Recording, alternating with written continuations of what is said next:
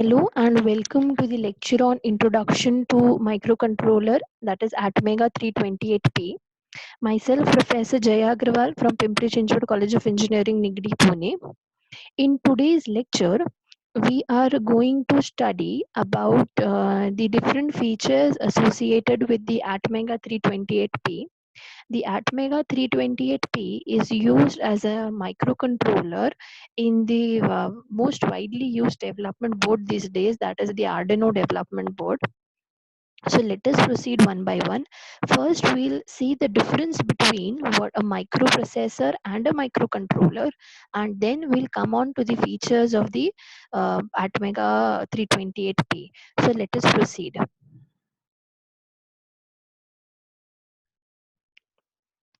Now, the difference between a microprocessor and a microcontroller is that, as you can see in the table here, that in a microprocessor, the RAM and the ROM, which are the memories, the input-output port, the timer, the serial communication port, that means all the peripherals, they have to be connected externally to the microprocessor. And in a microcontroller, all these are present on a single chip. Now the question arises, why do we need all this RAM, ROM, input, output port? Let us take an example that I have maybe a voltage of 3 volts, and I have to multiply that voltage by 2 and get an output of 6 volts. So through maybe a microprocessor or microcontroller, whichever is suitable. So if I have to give an input of 3 and get a result as 6, it simply implies that I have to multiply that 3 by 2. Now, if I try to use a microprocessor, the microprocessor is capable of multiplying 3 into 2, but we need to give that 3 as an input at some particular terminal, and we need to get that 6 as an output at some particular terminal. So for that, we need an input output port. At the input port, we will be giving that 3 as an input, and the output pole will receiving the 6 as the output. So for that input, for anything, we need an input output port. Similarly, if we want that the result, that the input which is given and the output which is obtained should be stored in a memory. So for that also we need some memory. So in short, if we speak that for any type of application, the memories, the input output ports, the serial communication ports, they are important. So if we use a microprocessor, we have to connect all these devices externally. While in case of a microcontroller, all these are present on a single chip. So if we are connecting in a microprocessor all this externally, obviously the disadvantage is that the size is increasing, the cost is also increases. But the what do we say, the advantage that we get if we connect externally about the memories and all is, since in a microprocessor the memories and all are connected externally, they can be expanded at any time. That means for suppose I connect maybe a RAM of 2 KB today, and if I feel that this memory is not enough for my applications 2 days later, so I can upgrade it into 4 KB, because 4 KB or 4 GB, whatever. But in a microcontroller, all these memories and all, they are embedded on a single chip. So if you want to upgrade your memory or the number of input output ports or anything, you need to simply purchase a new microcontroller. So we can say that in the microprocessor, obviously we have the flexibility, but the what do we say, the convenience is lost. But in case of a microcontroller, we don't have much flexibility, but it is more convenient to operate. Then coming to the some more difference between the microprocessor and the microcontrollers, we can see that the microprocessor has a high processing power as compared to the microcontroller, and it consumes more power. Then the microprocessor generally come of 32 or 64 bits, and the microcontroller are generally 8 to 16 bits. So we'll see what do you mean by 8-bit or a 16-bit microcontrollers. Then some so examples of microprocessor are 8085, 8086. An example of microcontrollers are 8051 and Atmega 328P. Now moving to the next point of embedded system. Now what is that embedded system? As a embedded system is nothing. If we talk about the definition of embedded system is nothing but a system which performs only one dedicated task. If I take an example of a washing machine is going to perform only the task of washing the clothes. If I take an example of an LCD screen or LCD projector, it will only project the data whatever is given as an input. If I take an example of a printer will only print the data whatever is given in the as an input. Whatever that data may be, it will not correct that data. So that is an embedded system. Now the question you must be thinking as, why we are discussing about the embedded system? See, any embedded system, in an embedded system we require a CPU, the ROM, the RAM, maybe the input output port, some sensors and all. So all this is can be or we can say, to study the working of any embedded system, it is very necessary to study the working or to study the features of a microcontroller, because for any embedded system or any application, the main core or the heart of anything is a microcontroller.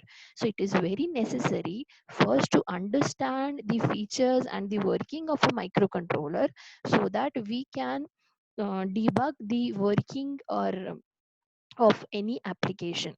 So now let us proceed with the Atmega 328P.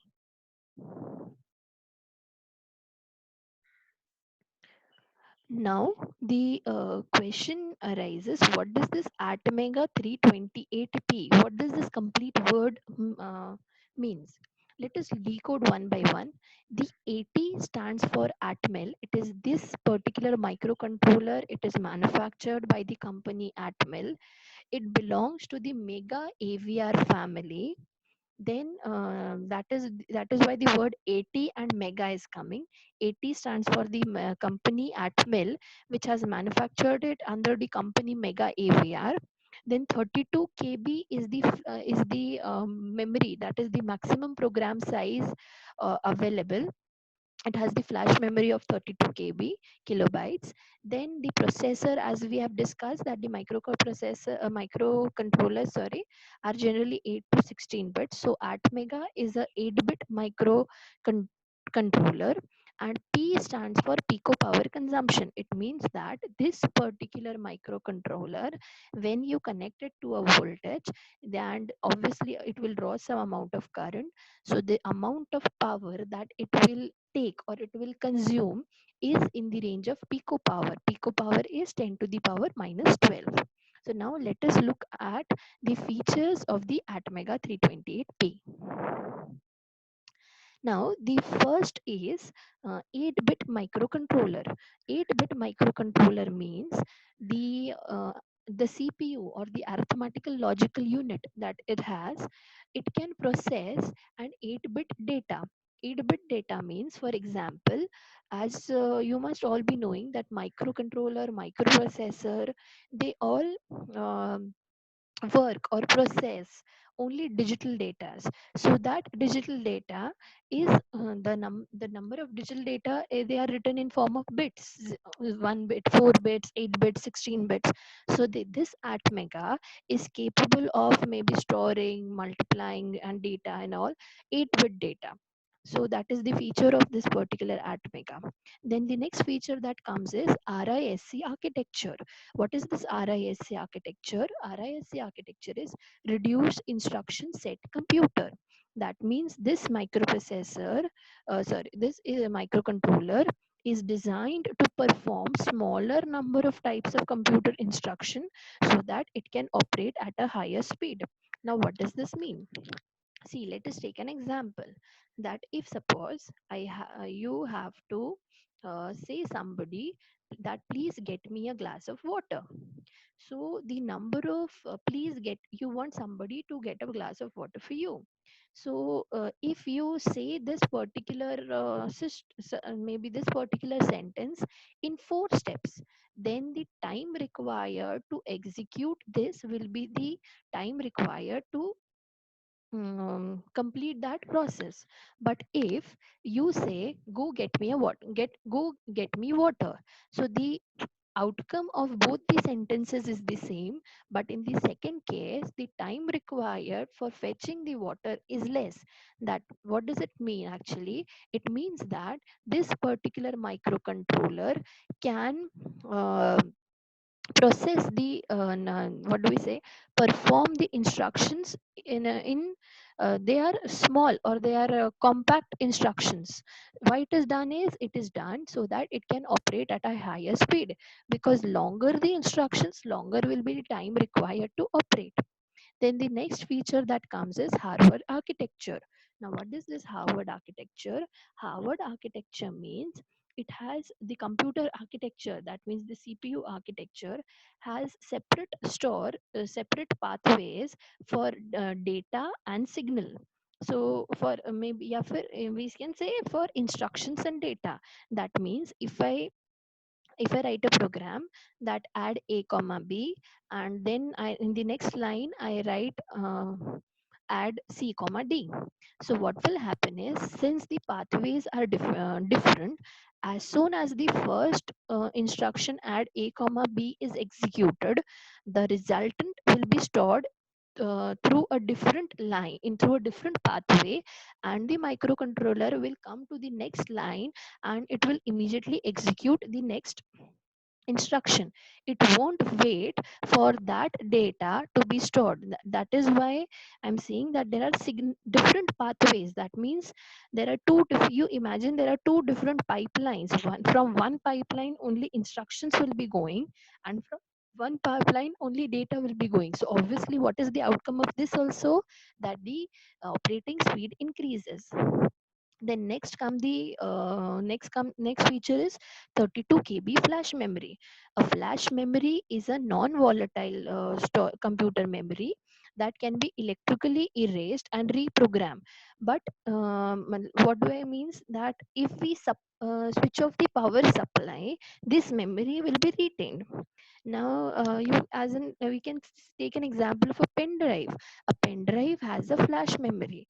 As soon as you remove it from the computer, or you're from a laptop, that memory or the data which is stored in the pen drive is not lost. If you want to erase that data, you need to run a particular program. That means they are electrically erasable and reprogrammable. So that is an example of 32 KB flash memory. Then the next come is there are 32 general purpose registers. Now, what is this registers? See, the microcontroller has to perform n number of tasks. That task may involve multiplication, may involve some arithmetical and logical operations, and many more.